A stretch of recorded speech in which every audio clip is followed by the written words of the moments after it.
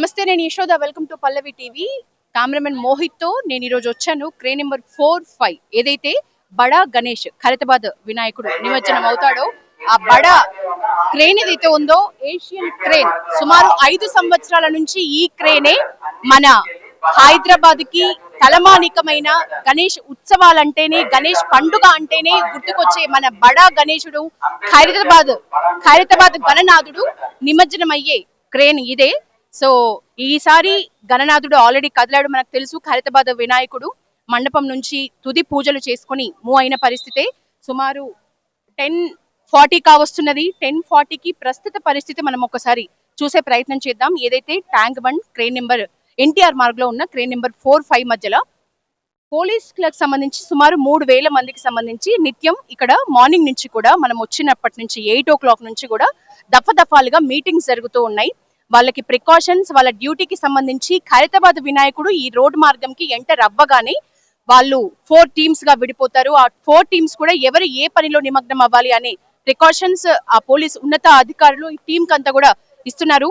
భాగ్యనగర్ లో సుమారు 1,00,000 పాటు గణనాథులు ఉంటే 50,000 వరకు ఈ రోజు ఈ ట్యాంక్ బండ్ చుట్టుపక్కలే క్రేన్ల సాయంతో నిమజ్జనం కాబోతున్నాయి.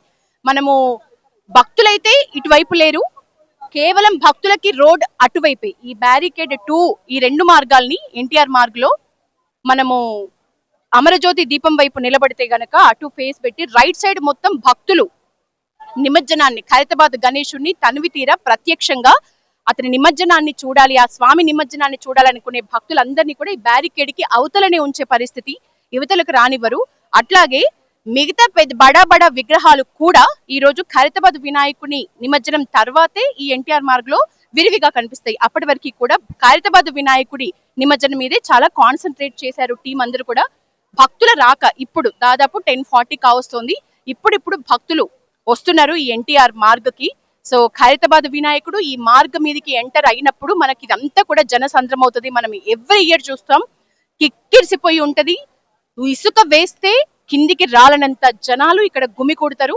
వాళ్ళ కోసమే ఇప్పుడు అటువైపు ఆ ప్లేస్ అంతా కూడా కేవలం భక్తుల కోసం, భక్త జనం కోసమే. వేల సంఖ్యలో ఈ రోజు ఆ మహా ఘట్టాన్ని ప్రత్యక్షంగా మనస్ఫూర్తిగా వీక్షించడానికి ఇక్కడికి భక్తులు వస్తారు. సో ఇందాక మనం ఏషియన్ క్రేన్ యజమాని మునీబ్ తో మాట్లాడితే అతను చెప్పిన విషయం ప్రకారం నిమజ్జనం ప్రాసెస్ అయితే ఒక అరగంట పడుతుంది. కానీ అంతకు ముందు వెల్డింగ్ పనులు, క్రేన్ కట్టింగ్ పనులు, ఆ లిఫ్టింగ్ పనులు ఇవన్నీ కూడా దాదాపు గంట నుంచి గంటన్నర పట్టే అవకాశం ఉందన్నారు. సో దాన్ని బట్టి మనం అర్థం చేసుకోవచ్చు, సుమారు 1:30 ప్రాంతంలో ఖైరతాబాద్ గణేశుడు నిమజ్జనం అయ్యే అవకాశం ఉంది. భక్తులు ఇప్పుడిప్పుడే రాక స్టార్ట్ అయింది. భక్తులతో ఈ ప్రాంతం అంతా నిండిపోయే పరిస్థితి ఉంది. ఓవరాల్ గా ఎన్టీఆర్ మార్గ్ మీద క్రేన్ నెంబర్ 4-5 మధ్యలో ఇప్పుడు ప్రస్తుతం పరిస్థితి ఇట్లా ఉంది. కెమెరామెన్ మోహిత్ తో యశోద.